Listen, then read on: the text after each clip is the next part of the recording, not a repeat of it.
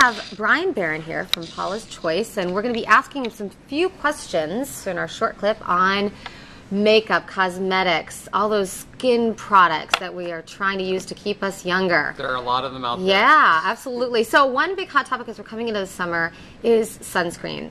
I've heard 50, I've heard 32. What type of protection do we want for our skin? Generally, you want to go with a higher number if you're not going to be really slathering it on. For years, SPF 15 was the norm, and then we started seeing more SPF 30, SPF 40, all the way up to 50, 60, 70, 80, 100. And the reason for that, at least behind the scenes, was that formulators, dermatologists knew that most of us weren't applying enough sunscreen. We're supposed to apply it liberally. Nobody really ever defined what liberal was. Is it an ounce? Is it 2 ounces? How much exactly do you put on your face? So I get the confusion on the consumer's part because it's a guessing game. But the higher SPF numbers are sort of they're a safeguard, so that if you are not being liberal with, say, an SPF 30 product, you're probably getting an SPF 15, and for day-to-day exposure, that's going to be good protection. So how many times a day do we need to apply? It really depends on what you're doing. Getting up in the morning, going through your skincare routine, applying your sunscreen, and let's say you're going to your office and you have minimal time outdoors, maybe you take a walk at lunch or you walk to your car at the end of the day, I wouldn't worry about reapplying. If you have a job where you're working outside all day and maybe you're perspiring, say you're doing landscaping, you will definitely want to reapply every couple of hours to maintain that level of protection. Okay.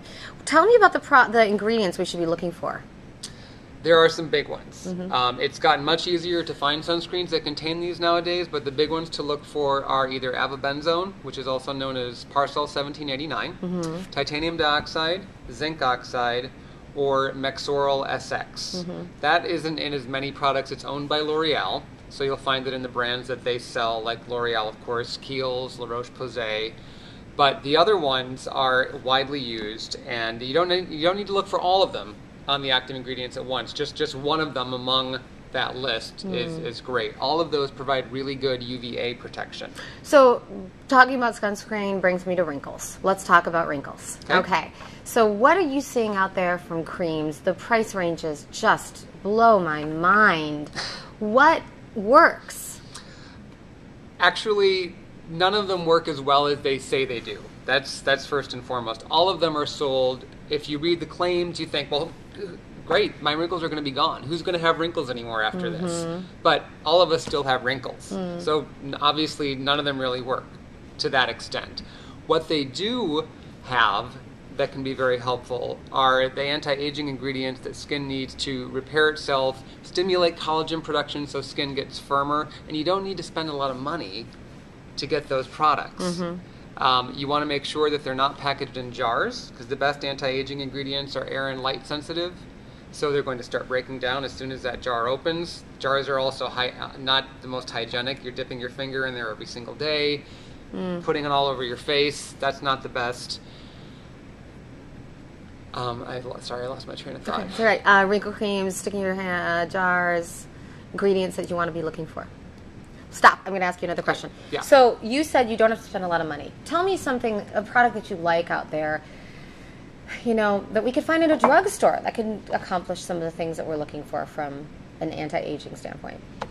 Well, if we're still on the subject of sunscreen, I would say that those from RoC or Olay, both of those brands have several daytime moisturizers with sunscreen that contain those active ingredients I mentioned earlier and contain those beneficial anti-aging ingredients. And there's a lot of them. There isn't a single best, so don't get too caught up in that. But Olay Regenerist, Olay Pro X, RoC's multi-zone